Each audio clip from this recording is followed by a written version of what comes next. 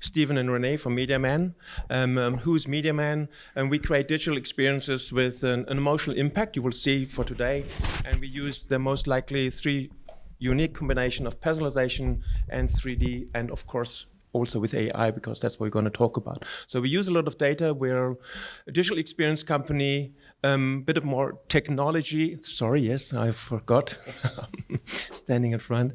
So we use a lot of data and technology, but we will not present technology today. We show you a bit of a custom experience, what is possible, what is feasible of doing. We've been in the automotive industry for over 20 years. We've been creating configurators for Maybach, for Porsche, for G-Class. You can see outside on our booth as well. And we use it more like an immersive experience, like a VIP lounge or stuff like this. Not what you can see on the internet only, but also it's all digital. This is what we think about, is digital and physical, bringing along the purchase decision this kind of narrative experience together. So then maybe, René, you will start off the presentation and we switch vice versa all the time. Yeah, we switch vice versa. Well, let's talk about hyper-personalized advice, how AI is revolutionizing customer experience. A couple of weeks ago, I needed a new fridge, and in the traditional world, I would have gone to a retailer and asked one of the salespeople, and I would have received consultancy and advisory. But we all know times have changed. Either in local retail stores or online, there are lots and lots of products and less consultations. So, hey, good luck finding a new refrigerator. I went to the MediaMarkt website and I found 888 refrigerators with their product search. Well, that's a bit too much. How can I narrow this down? Then I did another mistake and went to Idealo, and there are 17,000 refrigerators. So I thought, how do I find the perfect refrigerator for my needs now? And thought, maybe just focus on one brand. And I went to the Samsung website, and it's 259 refrigerators. And no matter where I look for a new refrigerator, the way to narrow down the results are the same. I have a lot of filters, I have drop-down menus, I have sliders and checkboxes and input fields. This is not a desirable buying process, buying experience. Well, at least on the MediaMarkt website, I found a nice widget which attempted to help me finding the right refrigerator. But when it asked me if I wanted a touch display or Wi-Fi connectivity features, I thought I wanted to buy a fridge. And these are not the factors that I had in mind when I wanted to buy a fridge. So what I want to show you here is that we force customers to either do extensive research, which is not fun, or to make uninformed purchasing decisions, which doesn't leave a good gut feeling for customers either. So our mission at Mediaman is to transfer the qualified retail experience that we all know from past times into the digital world, either online or at local stores. And you're probably asking how we are going to do that with artificial intelligence and conversational user interfaces. Yes, and mentioned at the beginning, we use a lot of 3D, we use AI. We've been doing this in the last 20 years, really doing an immersive experience in augmented and virtual reality. And looking into what René has just been talking about, a buying decision, and this is what we're talking about, if in the B2C or B2B, it is about find, and we take it in the second stage, in the phase 2, fall in love with this, because it's all about emotional impact, and this is also about emotional connectiveness that you have to have in the B2B industry, in the B2C, or direct to consumer, whatever. So this is what we're looking at the very moment, and this is what the solution that we've built so far, and we show you not in the video because we wanted to make it more technical, applicable, that it does work here. You can have a look at our stage outside, and we can show you that it really does work. So talking about find is like, how do I narrow down the seamlessly endless choices? Find a product that matches my requirements, become able to make a rational decision. I think this is what we do about. So starting this off, with AI, of course, in combination, as also our previous speaker has already mentioned to this, like using this kind of large language model is like, okay, here are 20 models, for example, in the B2B or B2C industry with drills, because we're talking to some of those customers, looking at this kind of thing, and then you narrow it down via an AI assistant down to 8 models. And then you take it even further, you make it a little bit more details, you give them more information, and while you're doing this, this is also record and insight, we will refer to later, that you can leverage on.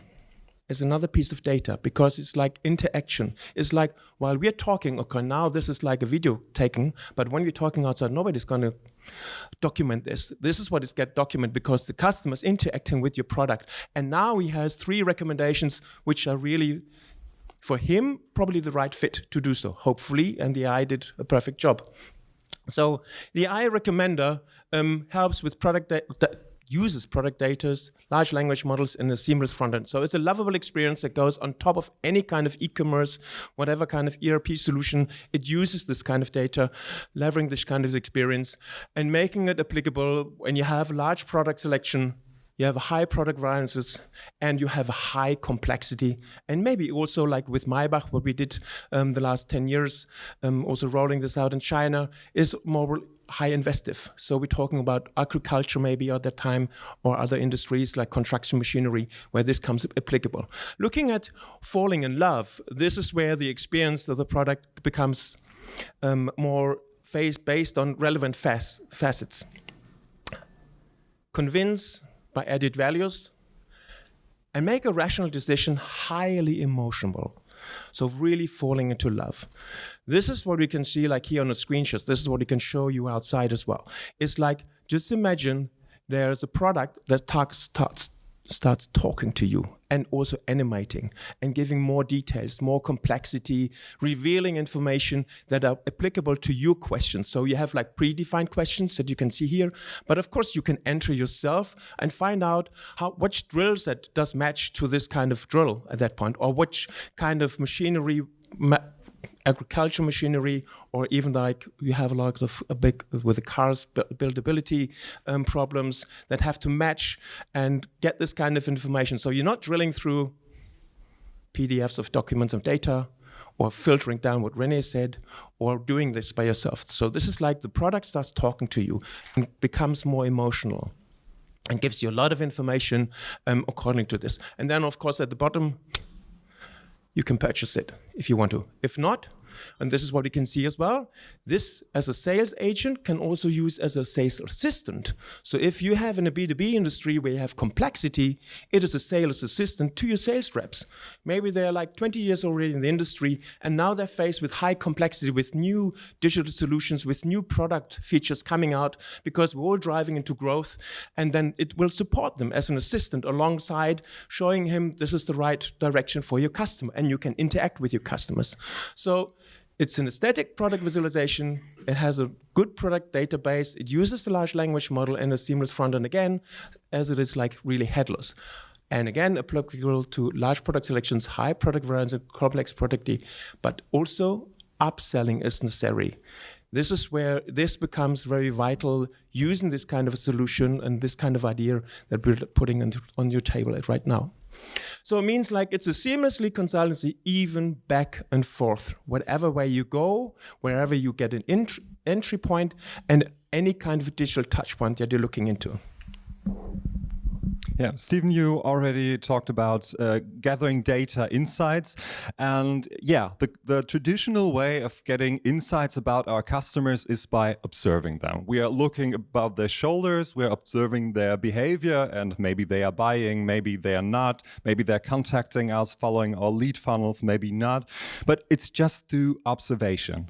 And here's the new disruptive way. If we utilize large language model, for example, we learn from user intents and their needs through conversation, because they ask the right questions, and they don't just ask this question to a local sales representative, but to an AI which will leverage and accumulate all these data. So we know about local requirements, national requirements, product needs that we may not have implemented even into our products yet. So these informations that we gather here, these first-hand insights, are not just relevant for sales and marketing, but even for product management, for product iteration, or the development of new products. And we see this as the future of sales consultancy. And it's not just us. If you have been to the Amazon website lately, you might have seen Rufus. Amazon Rufus is a tool that allows you to chat and interact with the product details, not just with the product details, but even with the customer reviews. And it's really... and it gives all the bad details that you might ask for as well. So it's a really nice feature. And Volkswagen has implemented an AI configuration on the website. It's very basic. You can input your needs for a car, and it will suggest you a couple of cars that might fulfill the needs that you have to get to the right car. So we are pretty convinced that we are on the right page here. So, but compared to that, we are 3 steps ahead, and we believe that the customers are ready. Yeah, and looking at the first takeaway, it's about customer centricity and not product centricity. Of course, we show the product, but it is the customer interacting. So that's what we see is the very first thing. And this is where customers have to fall into love with your product, with your services, whatever kind of your offers are into the market. And then, of course, gain from this again. Second takeaway is to enable your customers to find the right product and to fall in love with it. The first step is really hard already, and the second step is even much more important. Not just B2C, but B2B also. Yeah, and the third takeaway is utilize AI and 3D visualization to leverage the classic product advisory process. I mean, everybody knows this when you go to IKEA, as we saw later on this morning, you go into the store, you interact with all the displays that you can see, but also they are already using the same kind of way of they're showing their products, what you saw this morning. And I think this is a good way to go, because it will leverage on the classic product advisory process very much. And fourth but not last. Yeah, with conversational AI, we're approaching a whole new level of customer insights by directly listening to customers instead of just observing them. So for us, and this is what we're doing right now, the last 12 months, and also for 20 years already in the automotive industry, it's time to act now, because we can see that you can gain the advantages over competitors by acting quick and clever, and not in like 12 days or 12 weeks or 12 years, but make it really short and fast. And we're happy to discuss things out at our booth, and please join and see us. And if you want a QR code and our contact details, please scan here. Thanks a lot.